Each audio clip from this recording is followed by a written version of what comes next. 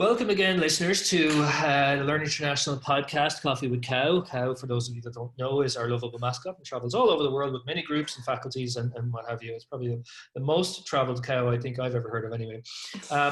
So thanks again for being with us this week. And we'd like to welcome Jen Crystle, who's the Assistant Director for the Center of Global Education at Marymount University. Welcome, Jen. Thanks, and thanks for having me, Chris. Oh, it's great. It seems like, I'm not going to say it seems like only yesterday I was over there, but it really, I can remember it straight away. We took pictures of cow outside and, we were having way too much coffee in Starbucks and all that good stuff. But yeah, a 30-minute meeting turned into like an hour and a half. Yeah, this is true. Yeah. Well, I mean, all the stars were aligned. Again, the coffee, there must have been some kind of delectations like donuts and all of that good stuff. And so, I that's all I need at that stage. But listen, yeah, so we're here we are in COVID-19, but what I want to do with to give listeners a little bit of a kind of a background is to learn about yourself and where how you got to being where you are now. What was your study abroad experience, and how has your career path taken you to where you are now? Sure, yeah. So I guess I'll start from the college days. So I went to the University of Mary Washington down in Fredericksburg, Virginia. I was originally just going to major in English. Had this grand idea that I was going to be an English professor. I love to write and read, and so that just seemed, to be the natural path, I guess. And then I kind of went into college. I was like, it would be cool to study abroad. I had a brief experience in high school. I went to Costa Rica and said, okay, I think I want to do the study abroad thing. I'll add a Spanish minor, sure, why not? So I went to my study abroad office. I met Dr. Jose Saenz, who is still a mentor of mine to this day. And I said, I think I want to study abroad in Madrid over the summer. And I didn't really know what I was doing. So he's like, well, why don't you think about a semester? Because, that'll be a much more immersive experience. And I said, okay. And he said, why don't you try this partner that we have in Bilbao, Spain? And I didn't know where Bilbao, Spain was. I couldn't have pointed to it on a map. But, I looked it up. I did some research, found out it's a coastal city that was appealing to me. So, the stars aligned, and I studied abroad in Bilbao for a semester. So Bilbao is on the northern coast of Spain. It's part of the Basque Country. So it was a really, Spain is a traditional study abroad destination, but I think Bilbao in particular was pretty unique just because, they have, most of them are trilingual. The Basque culture is pretty distinct. And I stayed with a host family there. And that was the best decision I ever made. My host uncle was a professional chef. So I ate well the whole semester. And my host family was just great. And I keep in touch with them to this day. So yeah, that was my study abroad experience. And then when I came back to the States, like most people, I had quite a difficult adjustment. But I think if you asked Dr. Saenz, I was in the study abroad office a lot. There were some tears occasionally. And finally, I think I was just there so much. He was like, do you just want to work here? So I said, sure. And, so then I became a peer advisor in the study abroad office, kind of a classic study abroad, I guess the way a lot of study abroad advisors start out, I think. And then I was, a junior and unsure of what I was doing in life. It's very scary at that point in time. And I studied for the LSATs. I bought the books, studied all summer, was going to take the LSAT and become a lawyer. Realized that was not going to be my path. And yeah, Dr. Science, you know, he was like, Jen, if you really like this study abroad international education thing, this is a field now. And I was like, oh, you know, it's one of those aha moments. You know, your whole life you think, oh, I can be a teacher or a lawyer or a doctor. And this new field of international education was like, you know, so unfamiliar. It was familiar, but I didn't really know it existed, if that makes sense. And so, yeah, the rest is history. I found a master's program in international education. At the time, the job market was really bad. So I just decided to go straight through, got my master's. And then shortly after that, I got my first job as a study abroad advisor at Towson University.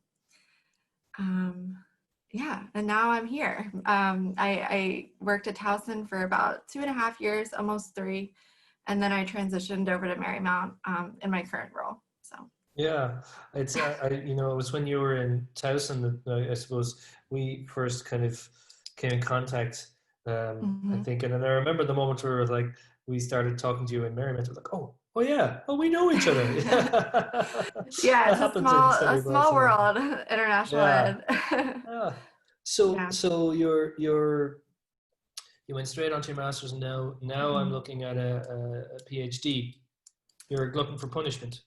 Yeah, yeah. Yeah. Somehow I thought it was a good idea at the time. I was working at Towson. I was only in my first year of and as a study abroad advisor, and you know, I guess I wanted another challenge. I love school. I'm one of those people.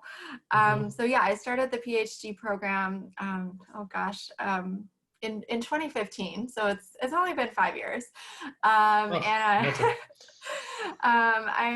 I'm currently in what I think is the final stages of my dissertation. And I mean, talk about, you know, COVID, you know, again, it's all, it's a terrible time for so many people and in so many ways. But I will say it's given me some extra time to work on my dissertation. So, you know, for better or for worse, I guess that's a good thing.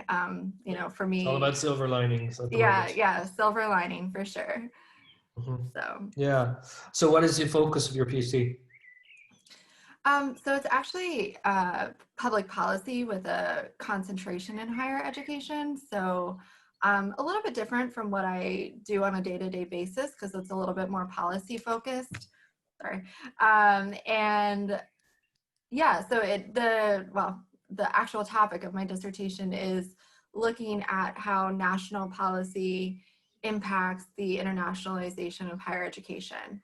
Mm. So it's a little bit of a tongue twister, but you know, specifically kind of looking and delving into the case of Australia and looking at what they've done over the years policy-wise that has facilitated the internationalization of the higher education sector. So it's been interesting. It's been a long time coming, it seems, but I can see the light at the end of the tunnel. So hopefully, if all goes well, I'll be done writing by maybe August. I don't like to give myself hard deadlines, but you know, but yeah, so we'll see. Hopefully, I'll have the degree in hand by December of 2020. That's the And goal. it'll be, yeah, Dr. Jen, fantastic. Yeah, yeah, Um, hopefully. so let's talk a little bit about what's happened in the last 2 or 3 months, particularly in relation to, you know, what's happening at Marymount. Talk us through, you know, how yourself and Victor in the office of what have you had to do? What's the pressures been like for you guys, and where are you at right now? Yeah, so the timing of the way everything happened was really, you know, interesting, challenging. We actually had some spring break, I think it was 10 spring break programs, custom faculty led scheduled to go out. They were supposed to leave March the 6th. And that in that week, things seemed to be changing, as you know, daily. So what was really rough for us was the timing of that, and students had been preparing, the first 6 weeks of the semester to go, and some of them were packed by the time we had to make the decision to cancel some of the ones, especially in Europe. And so the timing was just devastating, but ultimately we did have to cancel most of those custom programs running out over spring break. In terms of, we also at that point in time, after that decision was made, we were slowly working with providers to bring spring students home. And, we, as a small school, I think our numbers were a lot smaller than other schools probably. But I think one of the challenges in particular was that we were working very closely with an international student who, of course, had challenges getting home. And we were just able to get him home last week. So that was like an ongoing sort of, trying to support him in a time when even the provider, they did everything that they could to support him, but with stay-at-home orders, there was just very little support that he was able to get in country. So I was WhatsApping with him like every day just to check in with him and making sure that his spirits were up, and that we were working with him to try to get him a flight home. And then, it's just been looking ahead to summer and fall. It's been a lot of one-on-one conversations with students, virtually, of course, just kind of talking with them through their options. And it's tough because, these students on a very, personal level, and you've planned with them for sometimes over a year, it seems, making sure all their courses align. And it's just, it's so out of our hands, or so, like out of our control, and your heart just breaks for them. I mean, and what are you doing in terms of that kind of grief counseling piece for students?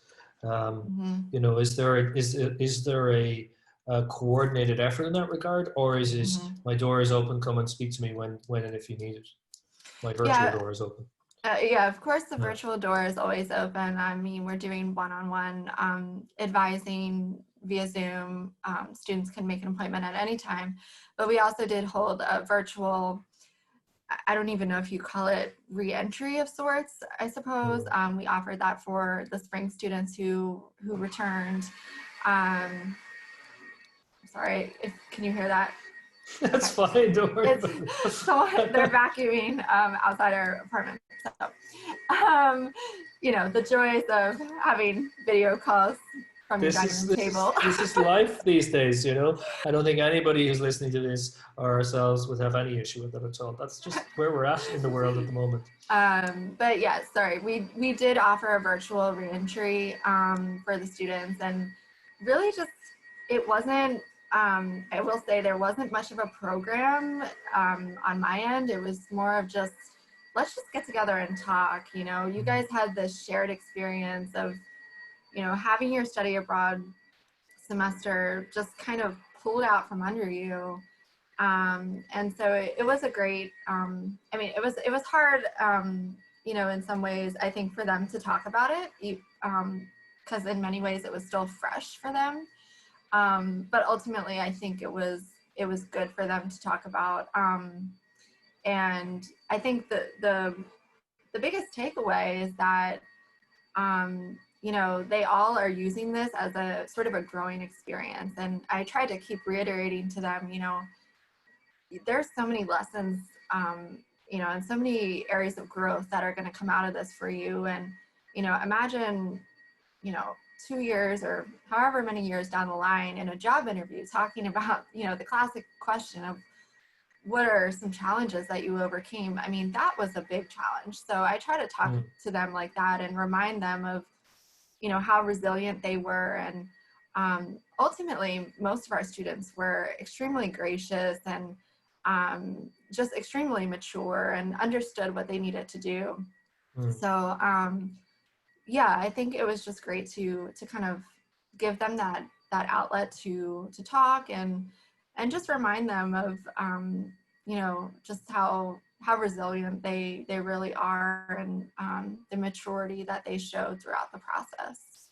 Yeah, it's a difficult thing. I think, everybody's experience is so personal to themselves, and where you have, on one hand, students that, let's just speak financially at the moment, are really, it's not too much of an imposition to be able to pay for a program. You may have another student that's had to plan for 18 months to do a short program, and so the grief in and of itself is not uniform. It's the same experience everybody is going through, but their background means that it will manifest differently in each student. And so, yeah, it's a difficult thing, because we've talked to a few people on the podcast, and it's not necessarily something that we are trained for. We're not trained counselors, but I think if COVID-19 has taught us anything, it's we just common sense and be kind, and then just do what makes sense, and nobody's really going to, you can't go too far wrong if that's the case.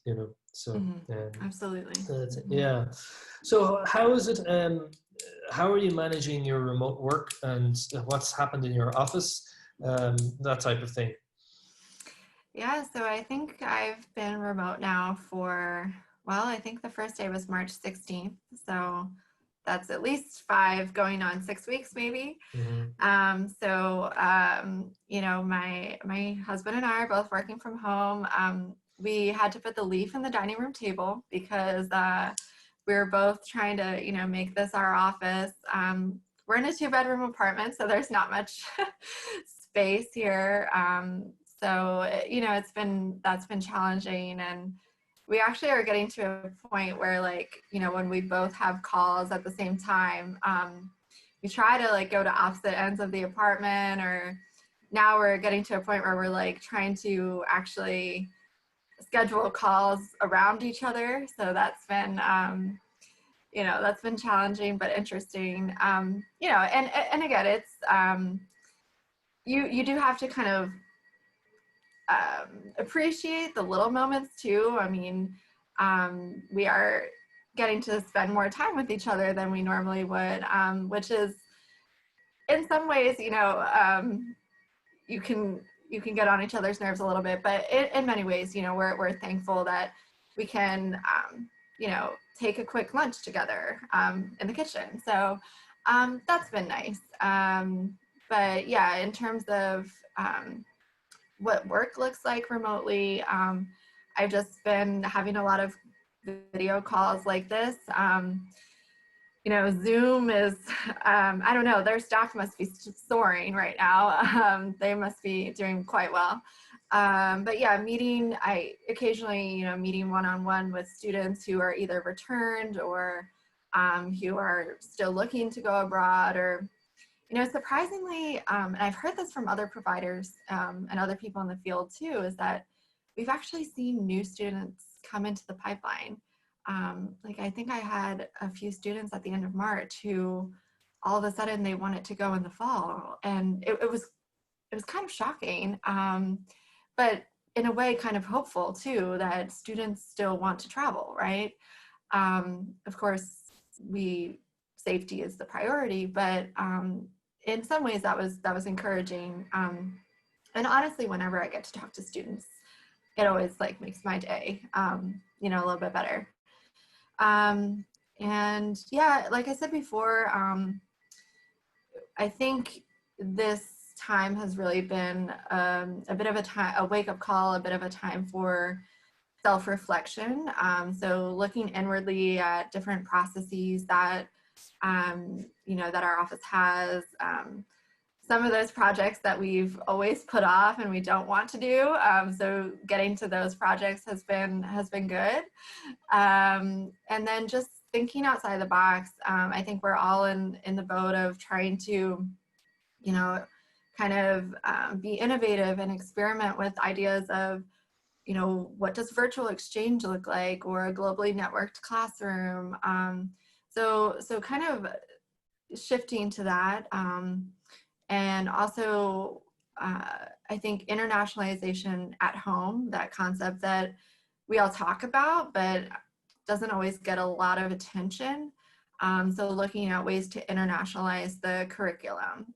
So we've recently kind of taken a step back and looking at our requirements for the core, or liberal arts core, taking a look at what does global learning mean for Marymount. Spent a lot of time on that recently, trying to define it and coming up with our what kind of competencies do we want students to have by the end of their 4 years at Marymount, or at the end of a global program.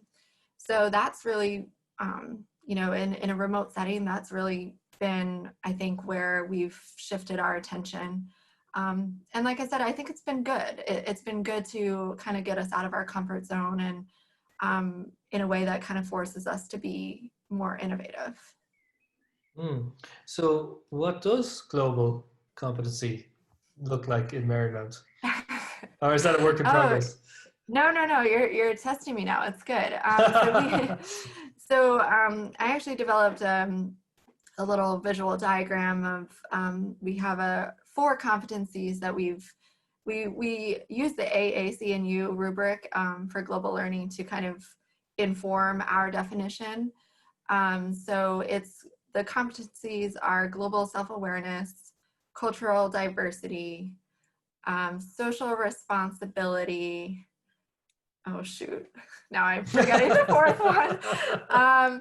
Anyway, those are 3 of the 4. And it's gonna bother me now. But anyway, so we're kind of focusing on that, and then we're looking at the avenues in which students can achieve those competencies. So the first one is curricular, and as I said, we're taking a closer look at our academic curriculum and different courses that are labeled global perspective, and really trying to get out of that Western mindset that a lot of universities are still sort of finding themselves in. So let's teach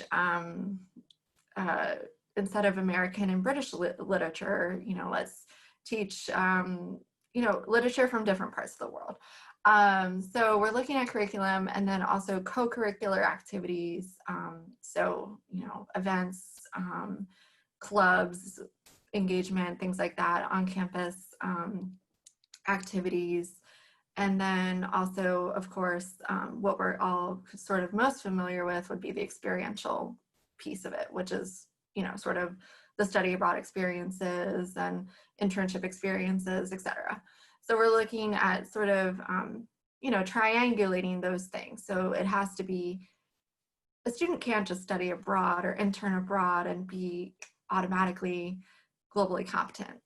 They have to sort of participate in various things across the academic life cycle, or across the 4 years, that kind of come together to build upon that global mindset, I think.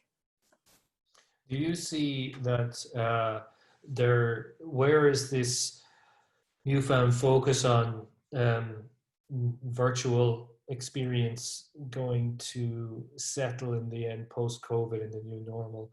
Is it going to be a hybrid engagement internationally in terms of mobility and that? Is it going to replace it? What are your thoughts on it? Well, I don't think it's going to go away. That's for sure. I think I don't think study abroad is going to go away, but I don't think that this new concept of virtual engagement, I think that's here to stay. And I think it's smart. I think it's a good way to introduce students who maybe have never thought about study abroad, but maybe if we introduce them to a globally networked classroom, that may be a pipeline for getting a student to think about study abroad. I also think it could help, another kind of hot topic or area of interest in study abroad is of course always access. So in thinking about which students have access to global engagement or global opportunities. I think that this virtual, whatever we want to call it, virtual engagement, global engagement, can have benefits for students who may not be able to access those semester-long experiences. Of course, we hope that all students can access them, but I think this could be sort of opening the door a little bit more for students of all different backgrounds, and again, could sort of act as a pipeline for students to introduce students to global engagement, and then encourage them to kind of pursue that further. So I think it's here to stay. I think it's a great thing, and I ultimately don't think it will. I think it will only continue to benefit our field. I don't think it will take away from study abroad or replace it by any means, but I think it will be complement what we're doing. Yeah, I have to agree with you on that. There's a couple of people I've talked to, and really kind of promoting the requirement to ensure that us as an industry really advocate for how important study abroad is in terms of so many things, and those globally competent graduates that are first and foremost feeding that uh, industry-based need for um, well-educated graduates, but then outside of that can be, the next generation leaders, and when they are pushed out the other side of their higher education experience, they are more positively predisposed to being able to go to Tokyo or go to Sydney or do whatever it is, and able to function in those societies beyond whatever major or minors they're studying or whatever, those types of things. And so, people have been saying it's really important that we don't lose sight of what's been built up over the last while. But I think I'd lean more towards what you're saying. I'm not worried at all that study abroad will disappear. I'm worried about how long it'll take to bounce back to where it was before, for sure. But I'm not even really letting myself worry about that, because what are you going to do? It is a macro situation. And once people get confidence to come back, that's it. Things like this, I suppose, are this podcast is trying to feed the conversation and to open it up to those folks that maybe will have an interest in what's happening at Marymount and say, oh, we could do that too, or that wouldn't work here, or whatever it is, but just to kind of keep it front facing. But I do think that the virtual piece is something that can access populations that aren't going to study abroad, or never going to study abroad, but could really benefit from that kind of intercultural competence, like the single parent who's working a job or two jobs and also doing this at the same time, and is doing this to better themselves and where we go. And so there's a space for it there, and I think that the COVID-19 crisis is catalyzing a competency within this in organizations that are going to stand up and roll with it. So it's just how far that rolling goes. Yeah. No, and we, speaking of virtual engagement, we created a quick YouTube video about global engagement from your couch. So, highlighting, of course, museums that are offering virtual tours, things like that. We international music stations on Spotify, things like that. Free language courses, of course, Duolingo. But so just encouraging students to, you don't always have to get on a plane or get a stamp on your passport to stay globally engaged.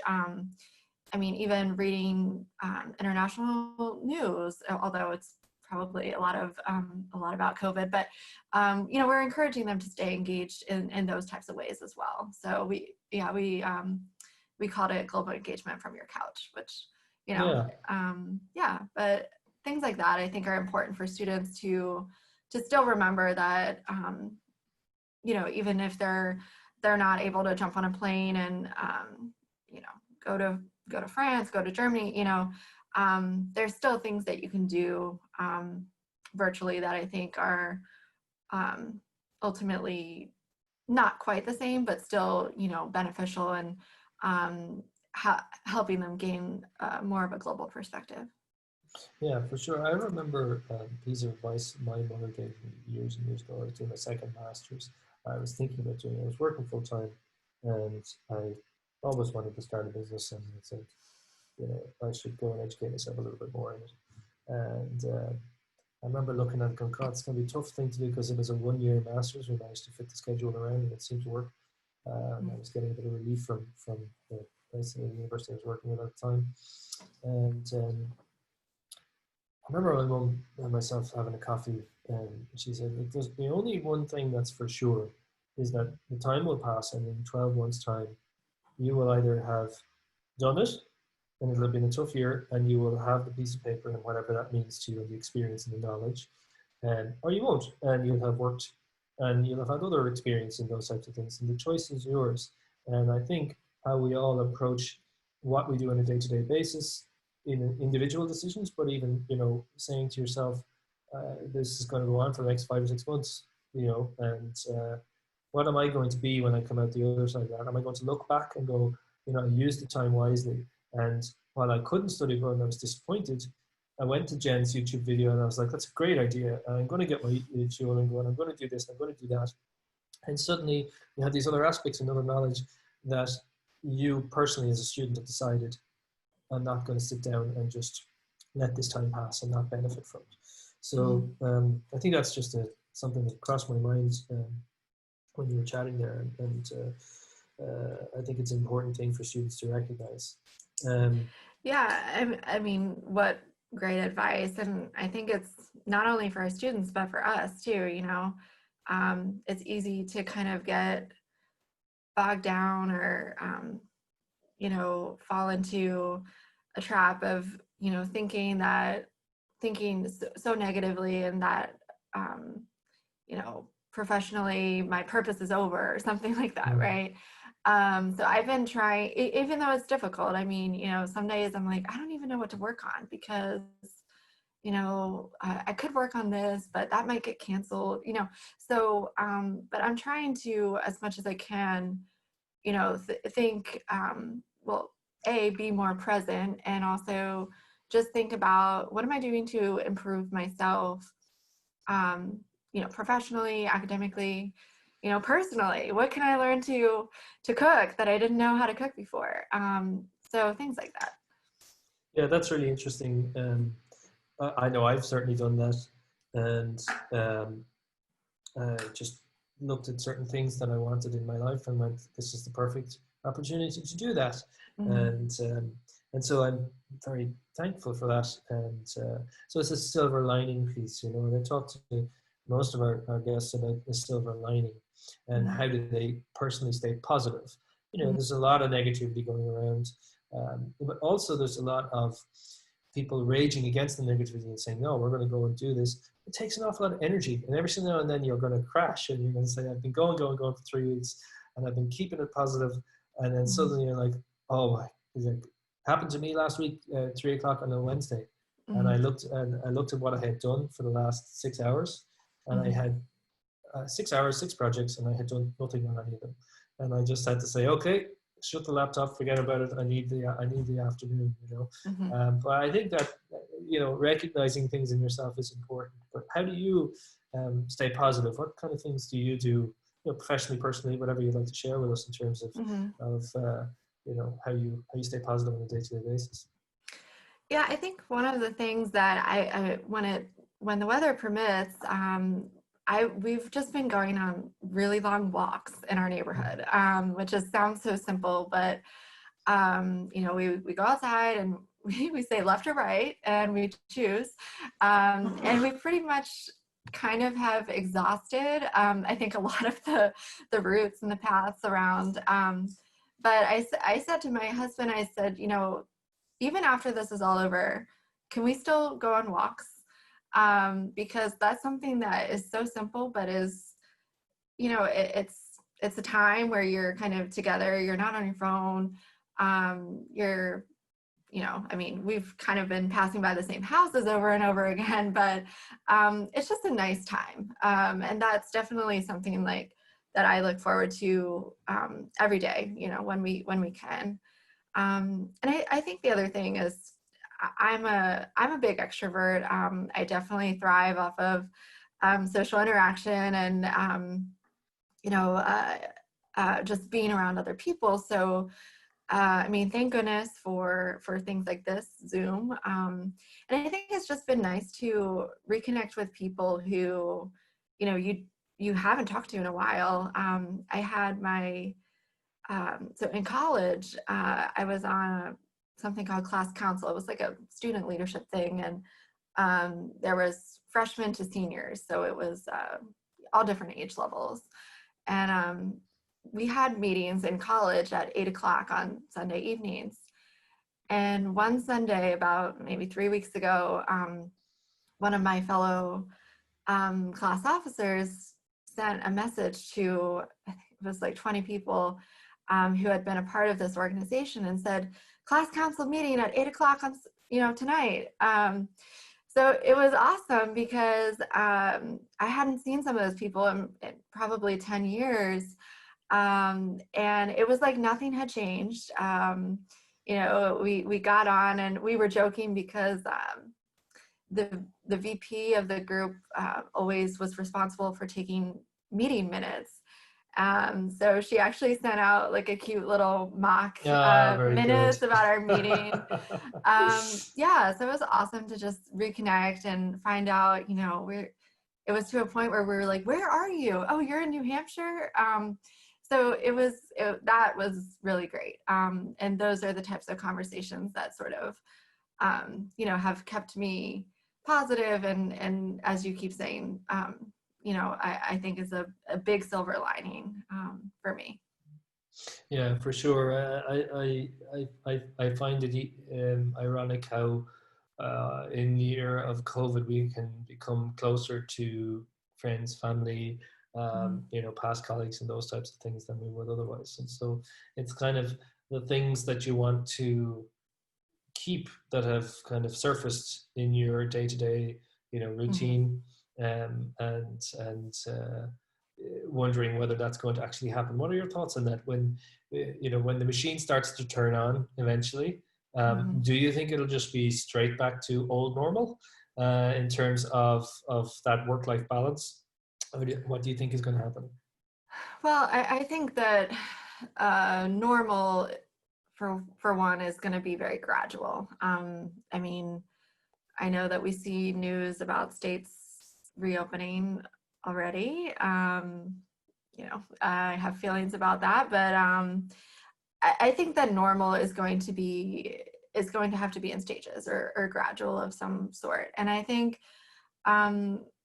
we will take away some good things, like I said, from this time. I think we are definitely going to appreciate, I would think we'll all appreciate things a little bit more, right? So, I mean, the first time I'm able to go to happy hour in a restaurant and sit at a bar, that'll be a nice moment, right? I think I'm going to appreciate that time with, whoever I'm with, even more so, just to be there together, having happy hour together, not over a screen. So I think we'll appreciate things like that more. Again, I hope things like walks and things like catching up with old friends, those become more part of our normal, I guess. But yeah, I think when that time comes, we'll, it's interesting, I keep saying this is a moment in history, right? So, I mean, we're gonna always look back on this time and think about what it was like. And, the last time there was a pandemic on this scale, to my understanding, was back in 1918 with the Spanish flu. So this hopefully will be, the only time we're truly experiencing this level, of a pandemic where we are experiencing limited, I guess you could call it limited freedoms. So I think we will constantly always look back on this time and, think about lessons learned and, what we can do differently going forward. How can we prevent something like this going forward too, right? So I don't know. I don't know exactly what normal is going to look like if we still have, one-way directions in grocery stores, which I still can't seem to get. Yeah. Well, I hope so too. And I feel that it's just going to be something that each individual person needs to take on, just like we're having now in COVID-19. It's, your own civic responsibility as a person to do what's right and keep social distancing and those types of things and stay home and what have you. And then the power that gives community as a whole is important. So once COVID-19 is gone, if we can maintain that personal sense of responsibility for our own life and what was the good that came out of COVID, ideally we should be a happier society out the other side that's focused a little bit more well on work-life balance and prioritizing time away from work and those types of things, and relationships that are easy to dwindle. Again, I know I'm repeating myself, but it's so the irony I have is that we have a bunch of mates and we chat maybe once every week or 2 weeks now, and it could have been all four of us chatting once or twice a year beforehand, and so those are the types of things that hopefully we'll find an easy way. I actually on Easter, I have a very big extended family, and we had about I don't know, maybe 30-40 people on a call, which was quite humorous. We had to have an agenda for the call. We had to mute people. But the best part of the call was that my great aunt, who is 100 years old, was on the Zoom call.